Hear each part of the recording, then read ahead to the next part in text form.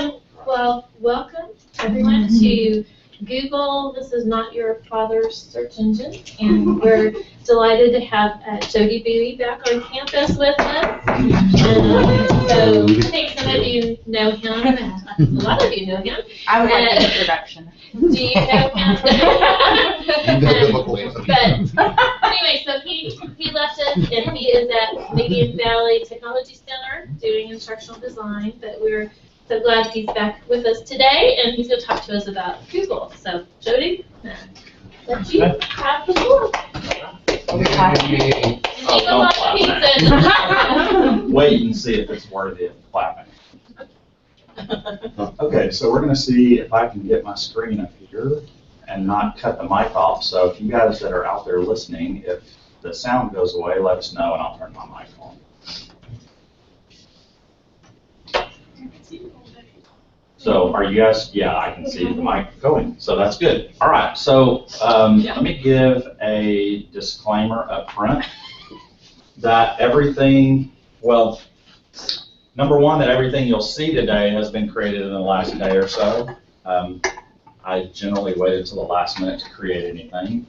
But the first thing that you'll notice is the title of this website. I was sharing with the ladies when I first got here that the internet governing body, whoever that is, I'm sure somebody in here would probably know who that is, but they've released a lot more endings as far as domain names go. So I was looking yesterday and I thought, well, I'll just buy a domain and create a new website. And so for $20, I was able to purchase edtech.works. So I thought that was kind of appropriate. I was not able to get edtech.zone or edtech.rocks, unfortunately. Rocks would have been good. It would have been, you're right.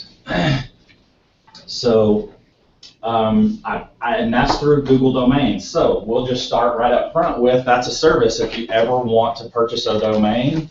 Their domains are as cheap as $12 a year. Unfortunately, they won't let you pay more than 1 year. So I don't know what they're going to do with my prices next year. I may no longer own edtech.works in 364 more days. And then additionally, the website itself is actually built as a Google website. Rather than creating a presentation, I thought it would be maybe easier for you guys to be able to come back and access this later.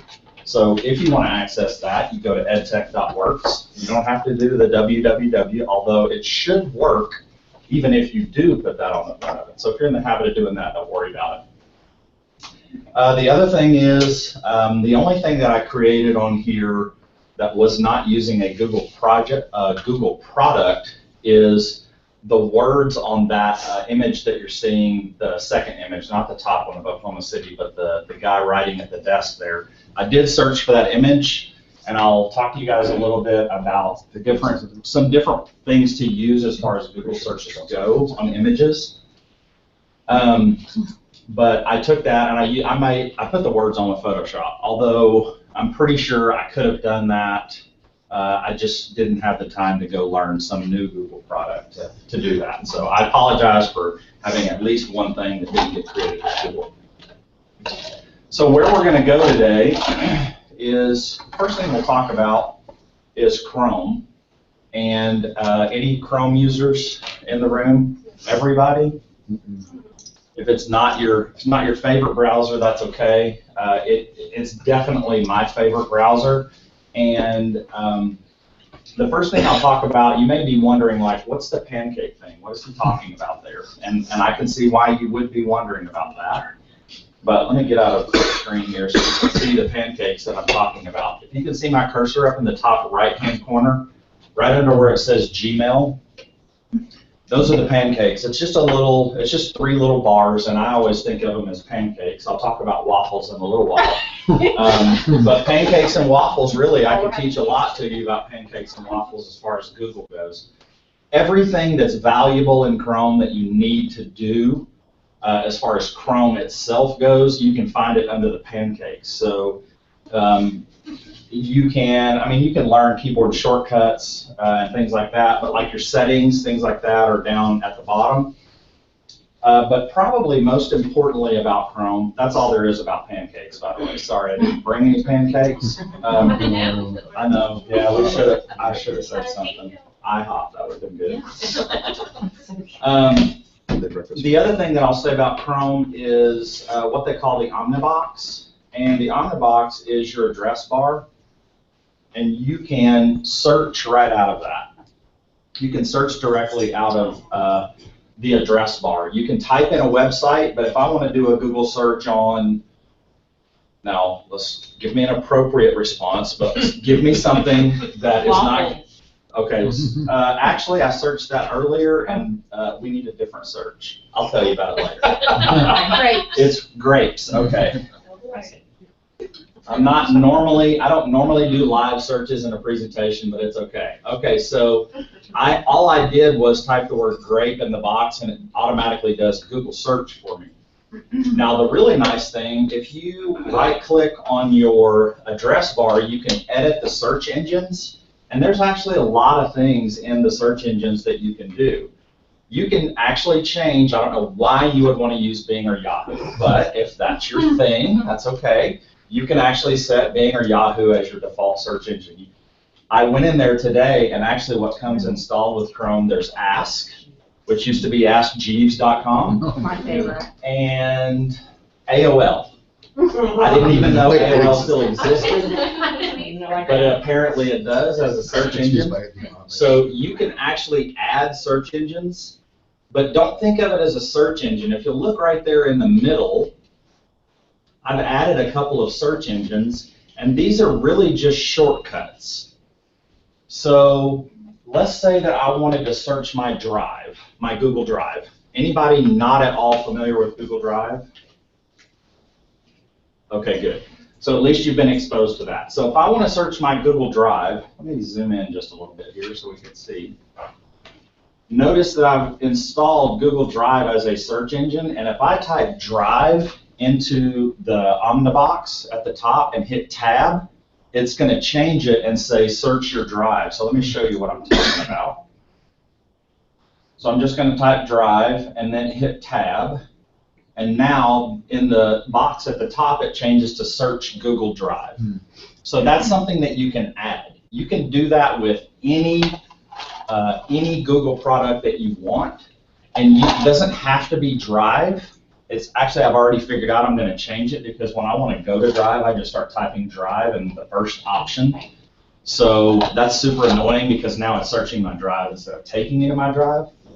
You can change what it is that you want to type in there. So if we look back right here, right there is that's the term that I put in there.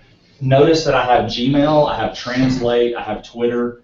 I can just type Twitter and then hit Tab, and then I'm searching Twitter. Question, does it give you all like the Google Boolean options and all that to search your drive with? Like you could say, you know, like not this and this and that, like Google normally does. Well, yes and no. So yes, in that you can I did a Google search and then it gives me the address. So basically what it's doing is creating a search on that site. So you would go to Google, do a search, set up all of your parameters, and then save that website, and then come here and add it as a search engine, if that makes any sense at all. But like if you're just doing, like you just want to do this one quick search and you're trying to leave things out and only search for specific, and so you use those Boolean terms. You just type them in. So it looks like that. So that It'd looks be like it gives over you extra searching on your Google Drive you normally don't have. Right. That would be. Yeah, I haven't really looked at it as far as Drive Let goes. us know. I literally just added that today. Okay. And I found those today. I'm not going to lie to you. This sounds like I already knew that way before. But I learned those things this morning. We limiting full disclosure. Well, you know, But that lesson has never sometimes stuck I don't with me. listen. I know it's right for you guys. I appreciate that integrity. it wears me out. I'm trying to be honest and You have the right forthright. thought process Yeah. going. Trying to be honest and forthright. I do have a link on the website. If you look at if you click that Omnibox, it'll take you to 11 quick tricks to become a Chrome Omnibox power user. And so that's actually where I got a couple of those. So it'll kind of tell you how to do that. And it has some other ones there that are really good as well. So questions about the Omnibox. It's really, you can actually set up Chrome where you can just have a tab open and you say, hey, Google, and talk to it, and it'll search for you, which is really nice. If you don't like typing, or if you sit away from your computer, you just want to yell across the room, you know, if you leave a tab open, then you can just yell across the room and Google will do a search for you. You can't imagine when that would be needed, but who knows. The next thing I want to talk about is multiple identities. And by the way, if you are on this site, pretty much everything in this outline is a link to something. I tried to link you to as many resources as I possibly could. So a lot of these are actually going to go to the Google Help documentation about setting that thing up, whatever it is that you want to do. And I don't want all of you to go and try and learn all of these things this afternoon. I would not want you to do that, but I would hope that maybe you could pick up one thing that you could go and try and learn and then come back later. That's how it works. Okay, multiple identities. Here's a really nice thing about Chrome. I know that you can be signed into multiple Google accounts within your browser, but if you sign into Google Chrome, the browser itself, you can actually have multiple identities. So I'm going to unfull screen this. And notice right here in the very top, there's a box that says Gmail. That's my personal identity. But if I click on that, I have a CD Tech identity that I could go to. And I have a SNU identity that I could go to. So if I just click on CD Tech, it'll take me over to my CD Tech. I'm signed into Google here as my CD Tech. There's one of the things that's a problem with being signed into multiple accounts in your browser, like in Google, where you go and switch accounts. If you're using Drive, your default account is going to try and open everything with that account. So you run into these, like, well, I've got to sign out of everything now so that I can get it to open my Drive. That's super frustrating. So in this identity of Chrome, I actually do have my other account here. I don't know why, but I'm really just signed in for that. And then if I go to my Gmail, notice that I'm just signed into Gmail. And I'm right-clicking on this, by the way. You can single-click, and you can switch person, and it'll pull up what you have, like this. So it'll show me my 3 identities. Probably it's best, I'll just give you a hint, it's best to, number one, name them different things, and maybe have a different picture for each one, because it gets a little confusing when there's 3 Jodys looking at you. So if I go over to the SNU one, then notice right here, if I show, I'm only signed in with SNU there. So think of it as, it's really like having 3 different computers that are signed into 3 different accounts. And I can go anywhere. I could come here on campus. I could go anywhere that I could get on the internet, open up Chrome, sign in there, and have access to everything here. So you're less and less tied to a single computer and more tied to an identity.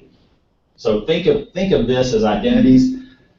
The link that I have for you on this page is going to talk in multiple identities. It's going to talk about having other people signed in to Chrome as well.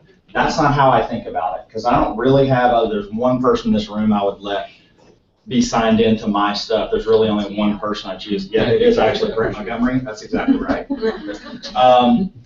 And so I don't really think that it's useful for other people signing into Chrome, because then they can go in as you and see everything. I much prefer to have multiple places signed in as myself. You just have to remember to sign out when you close that computer. Otherwise, people open it up, they see your name in the top, they can do whatever they want as you. So that's something to think about. And the way that you do that, by the way, is, what's the important thing? Pancakes. The pancakes, exactly. You go to the pancakes, you go down to settings, And then I have, you notice there are people down here, and it shows you which one is current, and I can add a person. So I have probably at least 8 other Google accounts that I could sign into, but I don't use them. Don't ask why. I like owning domains and having Google accounts associated with it. Go figure. It's an addiction, it really is. So you can add a person there, you can import bookmarks, all of that, so that you have access to everything everywhere. Any questions about multiple identities or anything else that we've talked about so far? Gwen has one now. What's the URL of your one? edtech.works.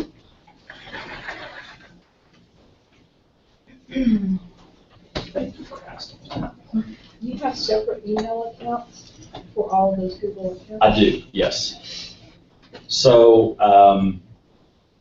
for my SNU, the other thing that you can do with those identities, when I open up my SNU identity, if the page isn't open somewhere else, it automatically opens the tabs that I've told it to for that identity. So it opens my Gmail for SNU, it opens Moodle, and it opens the astronomy map, which I'll show you later when we talk a little bit about maps. For my personal Gmail, it opens TweetDeck, it opens my email, and I don't remember what else it opens. And then my CV Tech, it opens several different things. So really it's like having 3 different browsers installed as well. That's right. Questions about that? The other reason that I'm a big fan of Chrome is because of the Chrome Store, and that's actually a link to the Chrome Store. There are 3 different things that you can get on the Chrome Store: apps, extensions, and themes. Themes being what my stuff looks like. So if you look at the very top here, you can see behind my tabs that it's one color. And if I go to my CV Tech, notice that it's orange.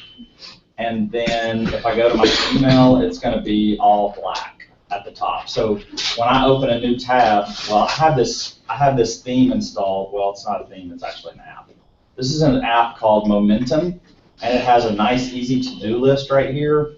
And every day it gives me the option to type something here. It'll say, what's your goal for the day? My goal today is to enjoy the weather.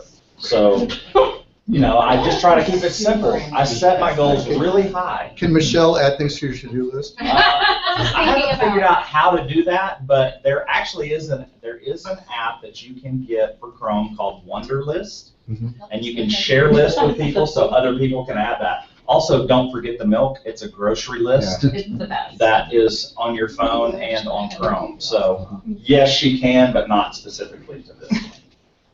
And this gives you a different picture every day and tells you where it is, which I love. I just, find all these good places that I like to go.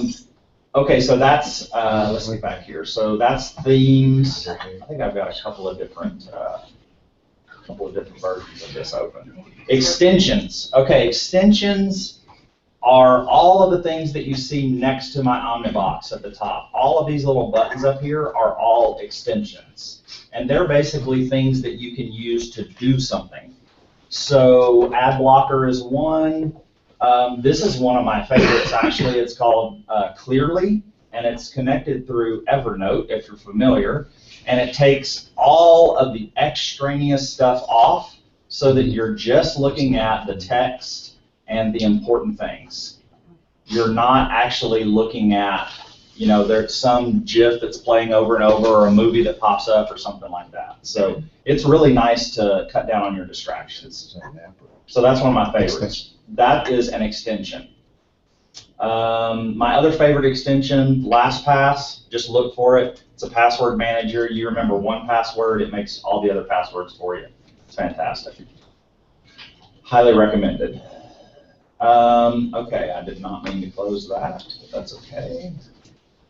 We'll go to edtech.works. Oh, I thought you were going to tell me something. No. Okay, sorry. One other extension I want to mention here, especially at SNU, because I know that we've gotten away from Adobe Connect, Screencastify is one that will allow you to do a screencast. Totally free. There is a paid version of 20 euros, I believe. I believe that's the euro. And I'm going to show you something here in just a second so we can figure out exactly how much that is. It integrates with Drive, so it saves your screencast in Drive. Really easy to publish them to YouTube. It's pretty seamless. There is a limit on the length of time that you can do with the free version. It's called Screencastify Lite. And I don't know what that limit is. It's probably 10 minutes, maybe 15. Yeah, I think it's, I was gonna say between 7 and 10, but it's so easy to use. However, Don't as have you long all limits. know, probably, best practices in video for students is to chunk them into smaller pieces. So why would you ever need anything longer than 10 minutes anyway? Make a series of videos and have them do something after each video. Okay, that's a different presentation. Okay, I linked the US dollars question mark here to a Google search for 20 euros. The really nice thing about Google is if you search simple things like that, like calculations or anything like that, it doesn't give you a website to go look at. It actually just does the calculation for you. And the really nice thing, if you travel at all, is to look at foreign currencies and see what the trends are. So it looks like now would be a great time to go to Europe. Although, honestly, it's like 20 cents difference. So you got to look at that scale on the side. But I agree, when is it not a good time to go to Europe? So it's a one-time fee of $22 if you want that longer unlimited link. So something to think about.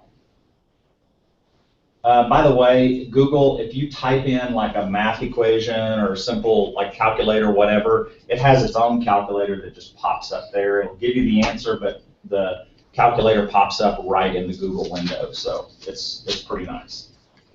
The other thing I'll mention, they do have a mobile version of Chrome, and you can sign in there and sync across all of your accounts. So that's a really nice thing. And actually, everything on here you can sync across devices. They have apps for Drive, all of the 3 apps for Drive. They have calendar app, everything. They have it all. Okay, I didn't have anything to put under waffles, but I'm going to tell you about waffles now. So let's go back to a Google product like Calendar, and notice there in the top right-hand corner, there are the waffles. Yeah, there's a waffle. That's a waffle. Okay. It's a waffle. Okay. Okay. Just roll with me. It's a pancake and waffle theme. Got it. It's the best I could do. Check. Everything good is behind the waffles. So let's just take a look and see what's behind the waffles. And it's all of the apps. Everything that you would ever need to access Google-wise is there behind the apps. Probably we won't talk about sites today, but one thing I'll say that I just kind of struck me when I looked at it was when I was editing the web page, it looked like I was editing a Google Doc. It's almost identical. So if you can word process, you can edit a website, really, and it's super easy. It integrates with everything. We'll talk about maps in a minute. I'm really not going to talk about Gmail because we're all Gmail users. If we have an account here at SNU, and if we don't, then why are you in this room?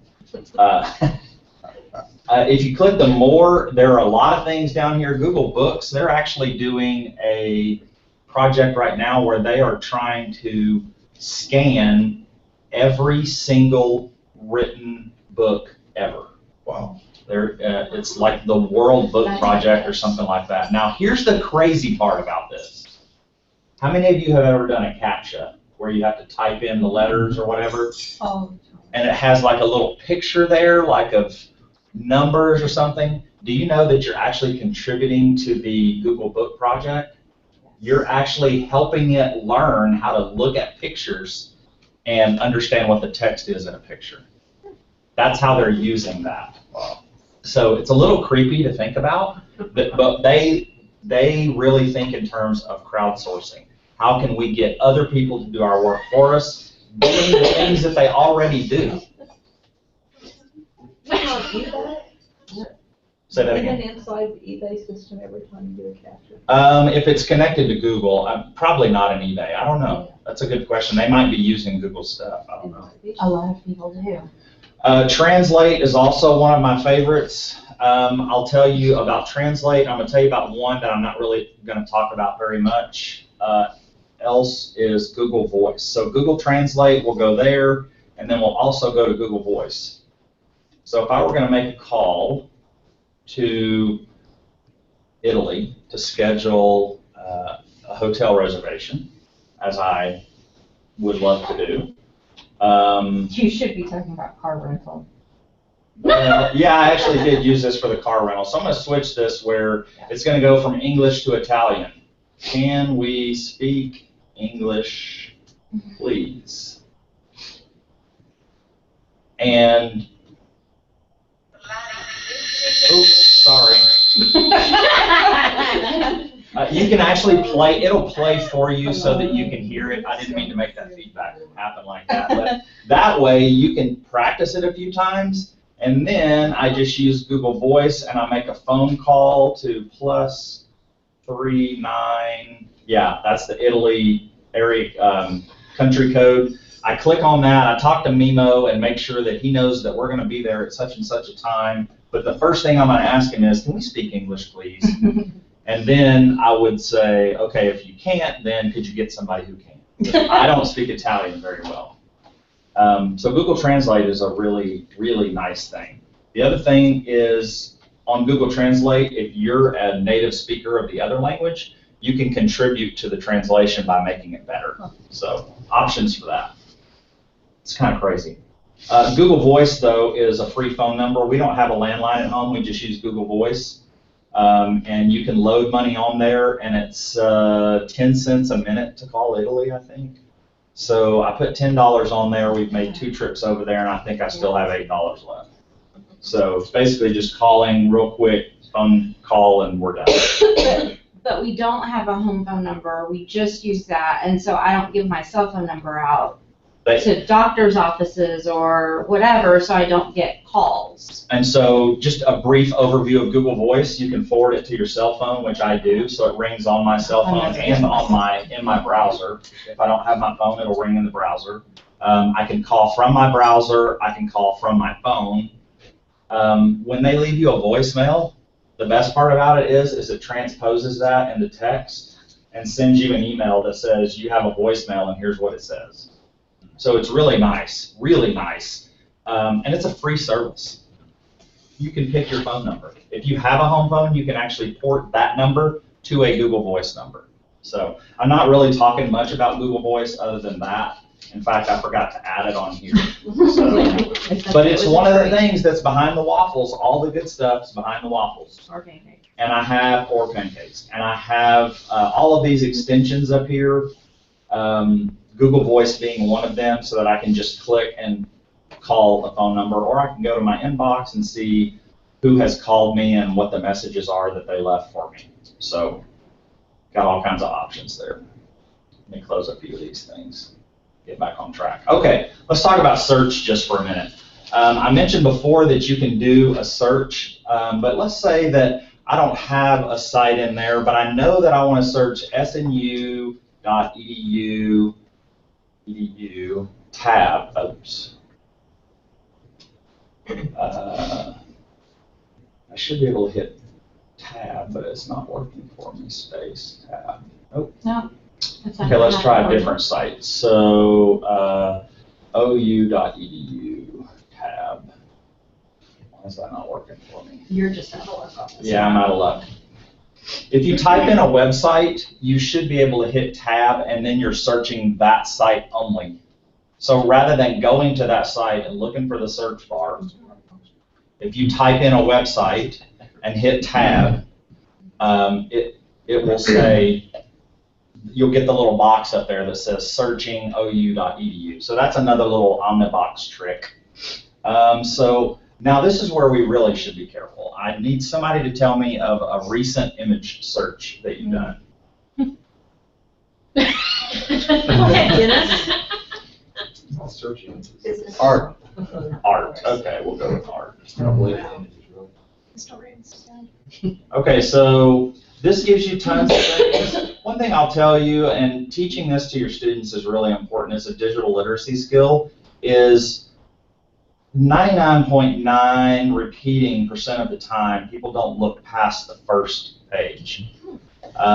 That's partially due to the fact that we have 6 billion results for art, but if we put in some Boolean operators there, we could hone that down to a much more specific search.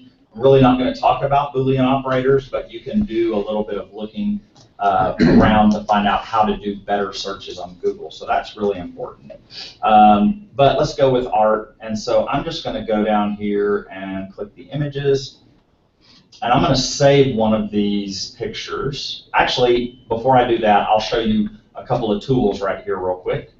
You can search so that you're only getting a specific size. By color, do you want line drawings or animated? You've got all these search tools, but this one right here is the most important, especially for me as an educator, because I want to teach my students that they can't just use anything they find on the internet. So I want them to use the search tools and select. So I actually searched for not your father's Ginger ale. and then this is not what I got. But if I look for labeled for reuse, obviously that wasn't the exact thing that I searched for, but these are all images that I can take and modify and adapt. If you wanted to. If I want to, which I don't. I clearly do not. I don't remember what I searched, but a lot of the things that you're going to get when you do a search like this is you're going to get things from like Wikimedia Commons that you can use, which that image that I have on there came from Wikimedia Commons. And then my header image came from Flickr. I just searched for Oklahoma City, I think, and that was an image that I got on Flickr. And it said that I could reuse it, but it'll tell you the rules. Do you have to attribute it to somebody? And if you're on Wikimedia Commons, it'll even give you the attribution. You just copy and paste it over. It's really nice. So don't neglect this search tools box out here. But let's change this to, let's go back to our art search. Yeah, I think I'll prefer this one. And actually, let's see if I can find one that I can do that's labeled for reuse. Okay, here's a good one. It's on Wikimedia, or Wikipedia rather. So I'm going to view the image, and I'm going to save it real quick to my desktop. Now, I'm going to go to the actual Google image search, the specific image search engine. If you just go to Google and look up here in the top right where it says images, now I'm searching Google Images. So this is one of my favorite little nifty tricks, and you may have already figured this out. But you can drag that image in and drop it here, and it'll search for that image for you. It'll give you similar images. It even looks for the specific size. And then it will also give you visually similar images. So if you're trying to find, man, I downloaded this image and I can't remember where I got it from. Should I have been able to use that? I need to attribute it to somebody. You can use your image and search that way as well. I actually, I searched JC and Courtney's wedding photo just to see if it'd show up anywhere online. And I get a lot of visually similar images, but nothing that's exactly like theirs. So just one of those little things. It's just a little simple thing. If you ever need to try and find where an image came from, that's a nice way to do it. Okay, let's see what else we got here. That's really it about searching that I'm going to talk about. The Boolean operators, if you want to learn those, you can really become a pro at Google search. If you're getting more than a few hundred hits when you search for something, you probably should work on your skill as an image searcher or as a Google searcher. Calendar. I'm going to talk really briefly about calendar because I think a lot of us are probably pretty familiar with it. My favorite thing about calendar is appointment slots, something I actually learned from Dr. Klemmer. Because for her online students, she has a link and she'll set up appointment slots. Students can go there and click a link for an appointment slot, And when they do that, oh, sorry, I'm on the wrong identity right here. Let's go back to SMU. And so I created some appointment slots right here. And the way that I did that, and this doesn't work with your personal email address, it only works with a domain-wide email address. So if I click, I can choose appointment slots, and I can say I want this to be 30 minutes or an hour, and how long do I want them? And then it'll give you a link that you send to your students. And I might have closed that. Did I close that? You can retrieve it by clicking on that again. Oh, yeah, that's true. I can do that.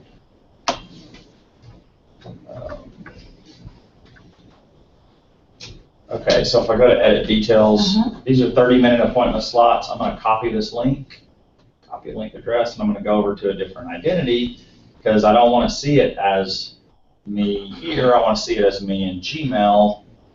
And I'll open a new tab, and I'll just paste and go.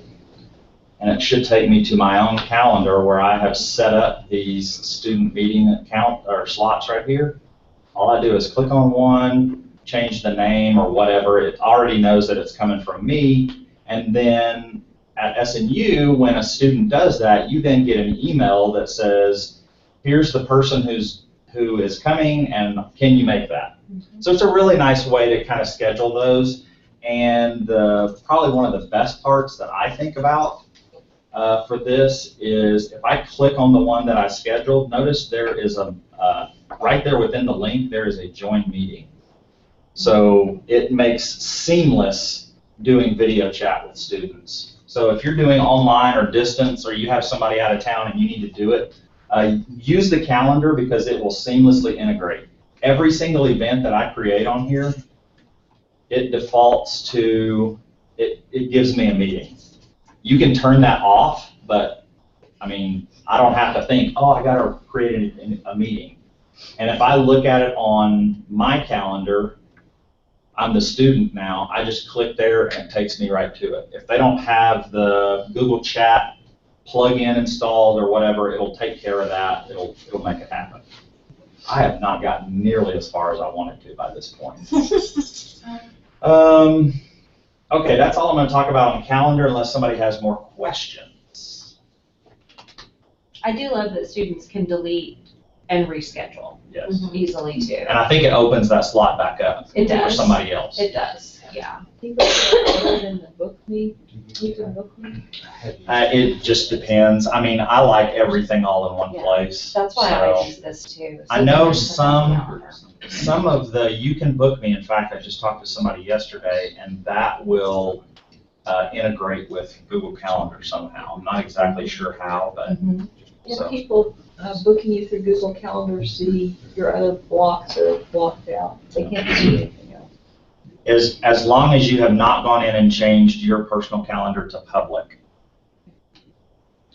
they wouldn't be able to see anything at all. That's a great question. Any other questions?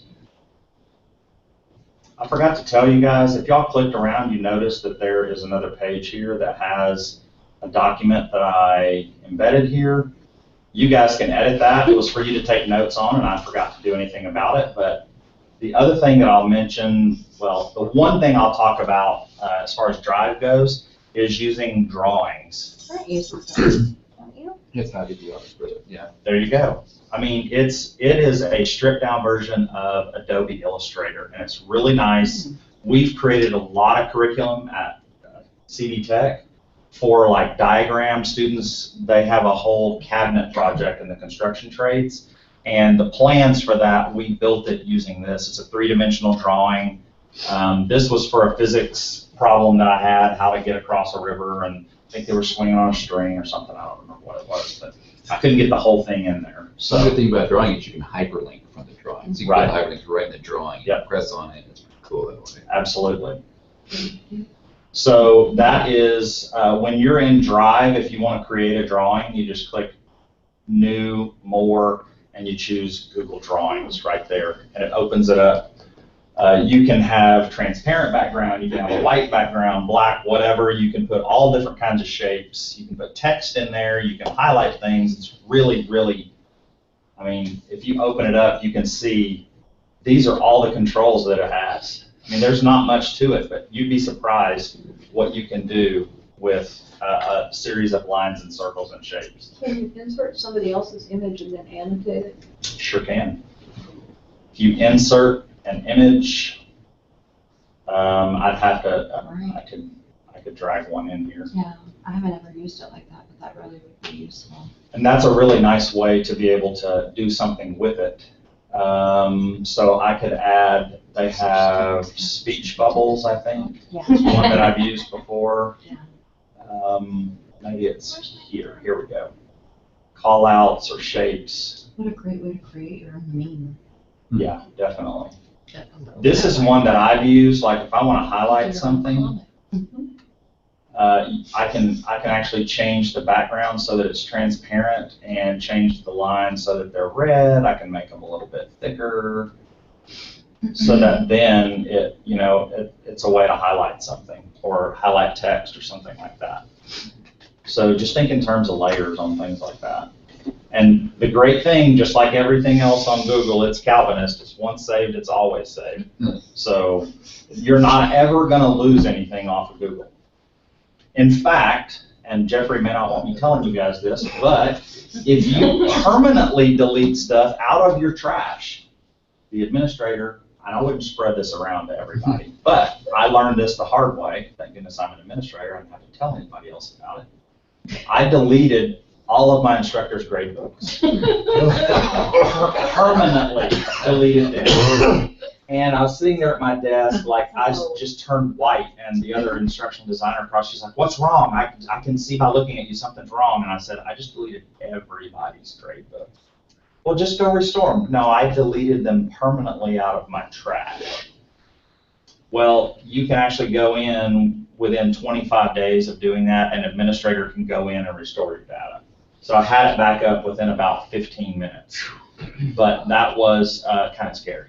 Because all of we don't have a backup for their grade books. They're all a Google Sheet. It was terrifying for a few minutes. It really was. Okay, one thing I want to talk about with maps, because if you noticed on Drive that's one of the new things that you can create is maps.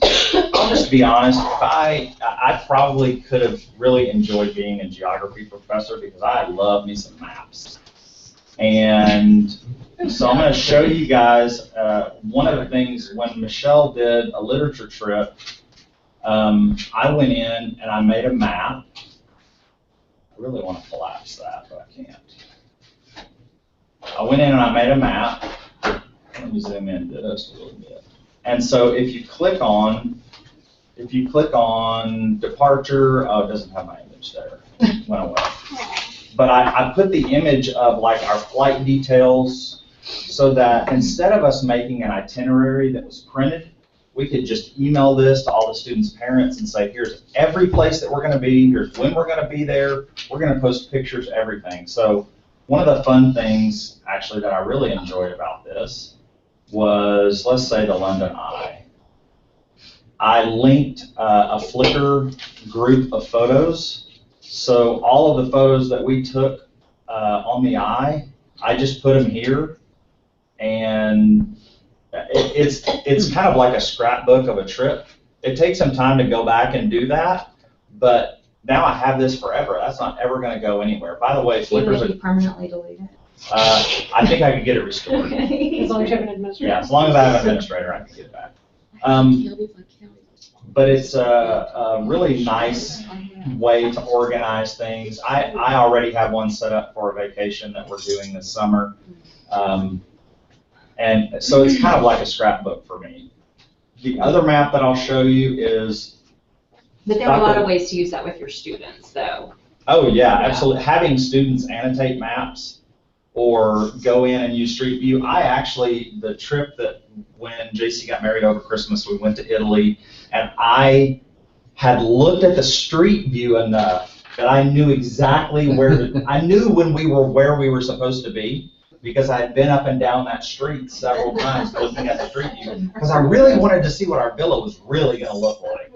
It was like, but I couldn't get down there because it was down a long driveway. But I knew where the gate was. I was like, oh, I recognize this. We're here. It's kind of cool. Actually, he said, I've been here before. It was kind of cool. You have it. Okay, so this astronomy map. This astronomy map is, Dr. Winslow's been doing this ever since he started an online astronomy course. And these are all observation sites. So students have submitted information to this. So if I click on this one site, downtown Tulsa, terrible view of the sky, tons of street lamps, lights from billboards and building, apparent brightness is 1.0. So this is a student-created map. Like we can look here, this is a nice dark site, very dark and far away from any potential villains. That's what Dr. Winslow calls, light pollution, producing lights. So anyway, I don't really have a lot of ideas for you as far as maps go, but there are a lot of things that you could do with this, giving students the ability to edit your map. So it'd be a lot of fun. We used to have a course called crime mapping, which I taught, and we actually had a map like that draw out of the sex offender list. And then you could type in your address and it would list all of the, but now, I mean, people have done that now. So, Yeah. but- That's actually what I was going to say is you can import a table of data into a map and it'll put all the information on there for you. It'll put pins all over the place for you. So there are a ton of things you could do with maps. I think this is a really great thing though. If you're taking students somewhere, because they can save sections of this map offline onto their device, so they're not using any data. So it's like think ahead, put the map, all the places you're going to be, when you're going to be there, maybe phone numbers, that kind of stuff, and have them save it offline. So, okay, I'm going to briefly talk about scripts. This is probably, I would really prefer to talk the whole time about scripts, honestly, because this is what I've been doing for the last about 2 years now, a year and a half since I left here, is I've been automating everything that we do at CV Tech. When I got there, we did handwritten progress reports, and they had an Excel spreadsheet for their grade. We converted them to Google, put their grade books on Google, and so I have a script that they can run at the 9 weeks, and it will create a progress report from the information that's in the grade book. I did it so that we have an automatic folding machine, so it folds them all and it lines up with the address window and all of that. That was much harder than I thought it was going to be. It was actually easier to script than it was to learn JavaScript than it was to figure that out.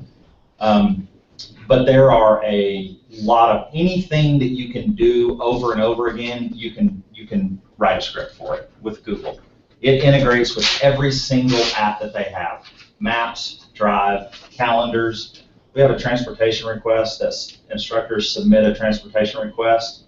When their supervisor clicks in the spreadsheet and clicks the approve menu, which has been created by a script, it automatically sends an email to the campus director, and it automatically creates an event on a calendar.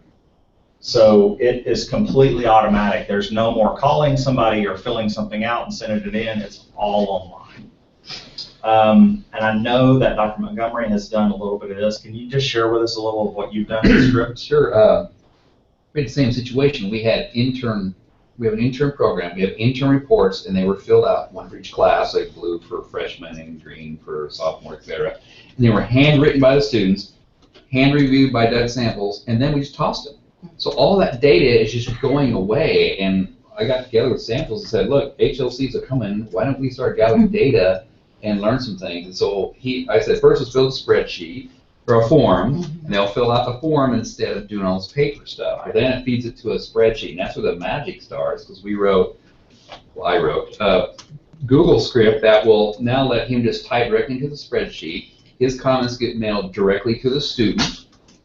We know things like, well, the average student report is 123 words long per week. We have them evaluate their interactions with their pastors now, so now we can figure out which pastors are best or worst at mentoring our students, because we have some ranking scales we pull out. And so I wrote apps to sort of rank, how many hours you put in. It will identify students that have trouble in terms of hours. I just keep adding stuff in as Samples thinks of it, and one thing he said was, Can you make it so it goes to the end of the spreadsheet, all the way to the left, every time I log back in, so it doesn't, I keep searching for stuff? That was really simple for him. It saved him loads of time going through there and trying to find it. So we really use it for data collection and automated report generating. The same thing you're doing, it sounds like. If you think of your spreadsheet as a database of information, scripts will take that information and put it into a useful form. You're really only limited by your imagination. So what happens here, this is my transportation request. There is a menu right there that the script has created, but just to give you an idea of what we're talking about here, we'll look at the script editor so you can see what this looks like. It's just code. That's all it is that does stuff. And it, honestly, I mean, how many of you can guess exactly what we're doing here at the bottom? It's not like trying to learn Mandarin Chinese. You can actually learn this yourself. And I learned a lot of stuff the hard way, but they were willing to let me spend some time and do it on working hours.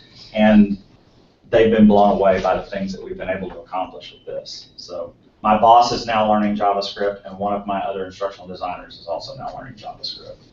So all instructional designers should know JavaScript. Absolutely.